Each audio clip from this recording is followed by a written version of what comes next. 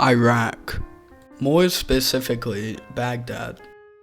But before I tell you why I chose Iraq as a place to live, I need to tell you the geography of where I want to live. Baghdad, which is the place I want to live, is on each side of the river and highlighted in red, with the Euphrates on the left and Tigris on the right. The Tigris and Euphrates River would help fertilize the soil in between and outwards, and would cause people to start using it as farmland during the start of the Neolithic Revolution. This would allow for the first civilizations to develop, including the first countries, which of first to dominate the Mesopotamian era would be the Akkadian Empire, who would conquer the area near 2350 BC under Sargon of Akkad.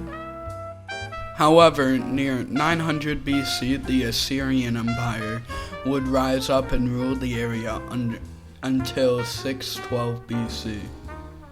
The Assyrian Empire would soon be conquered by Cyrus the Great, who would establish the Persian Empire, also known as the Achaemenid Empire, in 612 BC.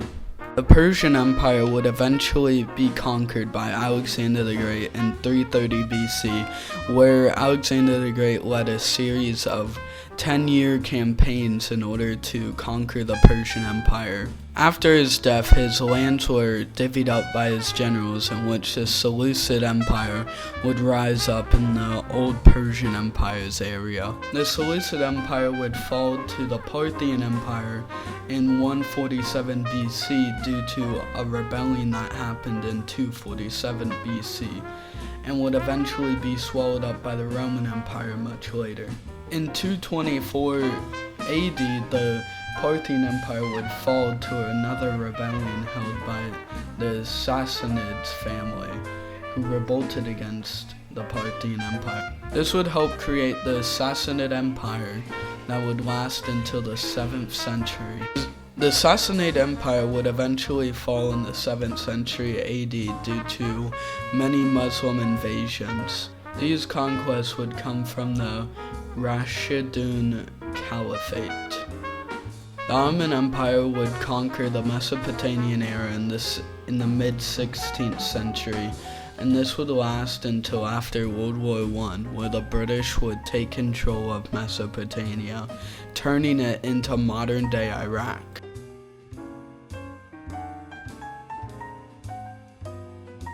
In Iraq, they mainly speak Arabic in writing and in language due to the previous invasions. Iraq mainly has a large religion of Muslims, but have very small denominations of Christians and Jews, but they are far and in between. Iraq also has hostility towards non-Muslims, including Christians, and the United States government recommends you do not travel to Iraq due to terrorism, kidnapping, armed conflict, civil unrest, and U.S. government's limited ability to provide emergency services to U.S. citizens in Iraq. I would like to live in Iraq mainly due to the beautiful hikes that are within the nation.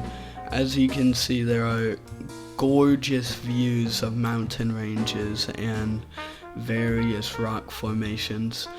Also in Iraq, it is relatively hot and well good for planting and farming, in which I could start my very own farm with other plants and eventually make a large plantation and make a lot of money.